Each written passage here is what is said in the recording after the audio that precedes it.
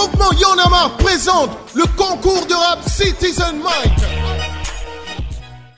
lépp di ñun suñu baat lañu sànni njiitu askan yi ñu war a yore suñu gox yi ci lépp bul fàtte mu ko yaa ko fal yaa ko teg fu mu toog samay tiis suñu yaakaar mu nangu ko boot fii bépp gox boo dem fekk fa marché usine yeeg boutique yi bëri maire yi di lal taabal ku ci nekk yaa ngi fay juuti li ngay génne sa. Le concours Citizen Mike, c'est un programme de formation d'abord, un programme de formation et de renforcement de capacité pour, on va dire, la nouvelle génération du hip-hop, pour les jeunes du mouvement hip-hop. Voilà, sur tout ce qui est gouvernance locale et citoyenneté, plus précisément. Cette première édition a été vraiment consacrée à la gouvernance locale et à la citoyenneté. yow man li ma metti neexuma te faaw ma wax ko tey man depuis démb nekkuma mais wax ci jot na tey. dafa am ay formation yu ñu ci def formation en gouvernance locale ak citoyenneté jox leen rek mënuñu leen expliquer lépp mais dañ leen di jox tuuti bagage. bu ñu koy tënk ci wolof gouvernance mooy yorin dafa am yorin bu sell ak yorin bu sell. Donc c'est justement donner à ces jeunes hip-hopeurs, ces jeunes artistes, un outil, des outils justement, les sensibiliser sur comment marche une municipalité, comment marche une mairie, le vote des budgets, l'exécution, le suivi, le contrôle, surtout contrôler justement ce budget, sont les populations à travers les patentes, à travers les impôts qui payent justement pour que la mairie ait un budget et puisse l'exécuter. Donc c'était justement essayer de donner un outil à ces jeunes pour éveiller les masses, voilà, essayer de justement joindre l'utile à l'agréable à travers une chanson pour que les populations puissent comprendre comment fonctionne une municipalité.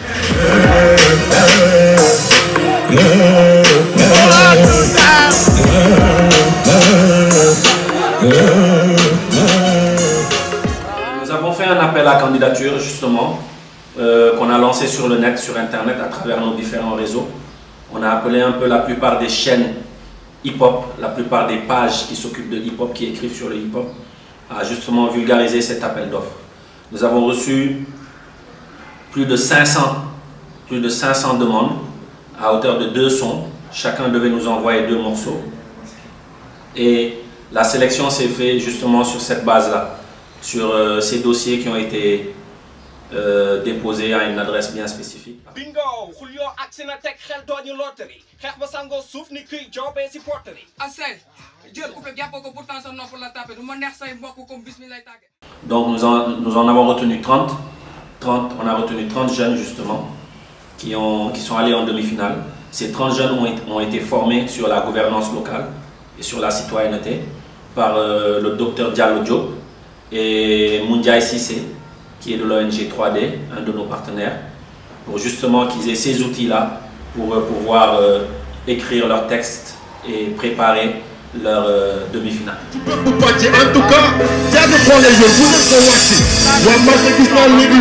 Aujourd'hui, après cette formation, au-delà de Moundiaye Sissé et le docteur Diallo Diop, nous avons pris des grands frères comme Matador.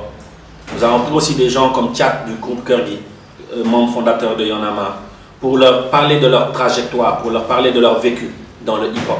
Qu'est-ce qui les a poussés à faire du hip-hop? Le hip-hop a changé énormément de choses justement par rapport à la revendication, mais surtout à cet aspect aussi de sensibiliser les populations. Nous partageons avec nous, ça a été vraiment fructueux et ku ci nekk si ñun tu as eu quelque chose boo xamante ne tey amaana balaa ngay ñëw fii amoo ko woon. Formation bi c'est très intéressant parce que am na développé na ñaari volets yoo xam ni nekkul woon ci li nga xam ni daan naa ci gëstu lu bëri. Que ça soit gouvernance locale et citoyenneté.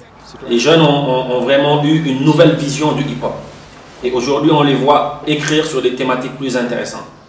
Donc, on a vu aussi, quand on a interviewé leurs parents, que les parents apprenaient à travers ces jeunes sur comment fonctionne une municipalité, comment fonctionne une mairie.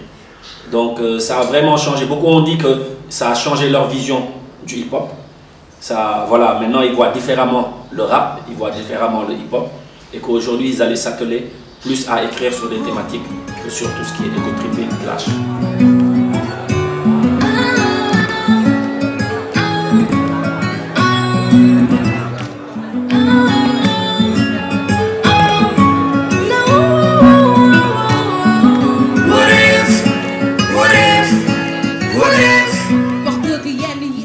formation ça a été intéressant am na solo lool parce que dans la mesure où en fait day gën a ubbi maanu nit ñi soo tey artistes yu bëri bu ñu defee ne hip hop bi c'est que juste bind lyrics la bagee ko ak def son kese c'est au-delà de ça parce que du musique kese moom moo ñu bàyyi ci en fait moom moo ñu bàyyi ci pop. C'était important qu'il y ait ces moments de partage entre des gens comme Matador, Tchap du groupe Keur Gui, qui sont justement dans tout ce qui est engagement, que ça soit politique, social, vraiment qui ont une plume très très très engagée.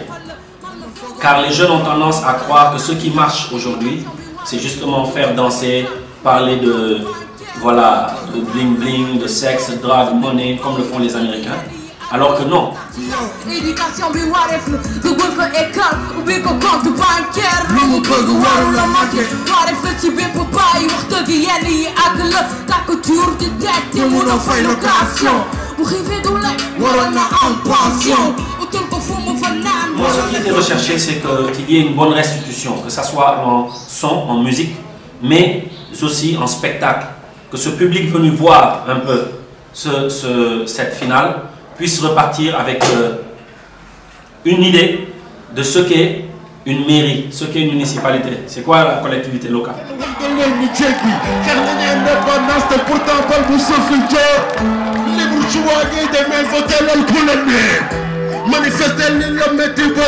Que ça soit pas juste du rap comme on a l'habitude de voir dans certains concours, venir rapper avec un DJ et repartir, mais amener quelque chose, qu'il y ait une valeur ajoutée.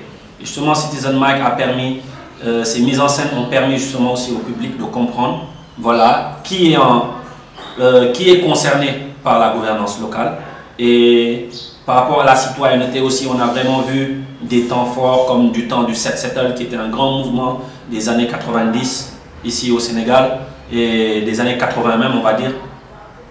Et ils ont su justement à travers leurs chansons et cette mise en scène là capter le public. On a vu vraiment un public qui était là à l'écoute, qui suivait justement, et c'était très important qu'il y ait cette différence et cette valeur ajoutée, la mise en scène.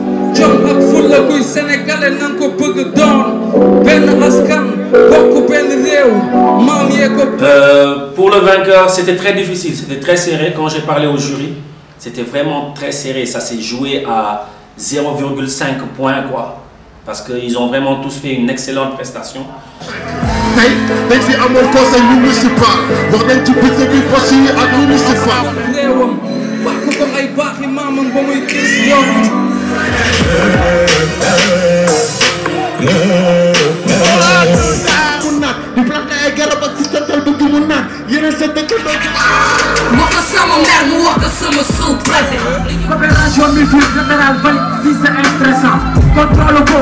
Mais avec Modio, je crois que c'était la présence scénique et justement la diction, la clarté du message. Ki nga xamné mom moy ñibi ak chèque 1 million de francs CFA. MOJO Mojo.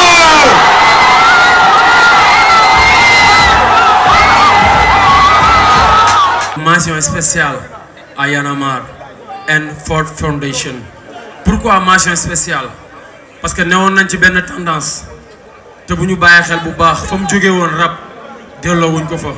Yalla def ñu defal ñu ay formation ba tay am nañu fit jakarlo ko ci nekk di wax ak mom ci dossier maire wala ñu wax ak mom ci dossier citoyenneté grâce à Y'en a marre et à Ford Foundation. Pour la prochaine édition, on aimerait vraiment décentraliser. Tout s'est fait au niveau de Dakar, mais on aimerait vraiment le faire dans différentes localités et justement qu'il y ait un face-à-face avec certains maires qui puissent eux aussi apporter leur point de vue.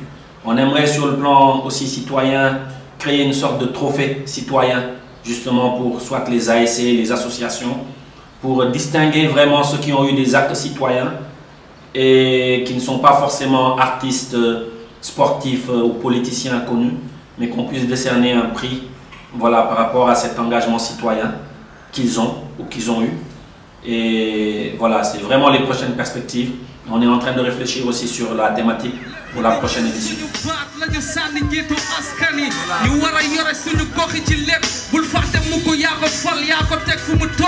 Samay tiis suñu yaakaar mu nangu ko boot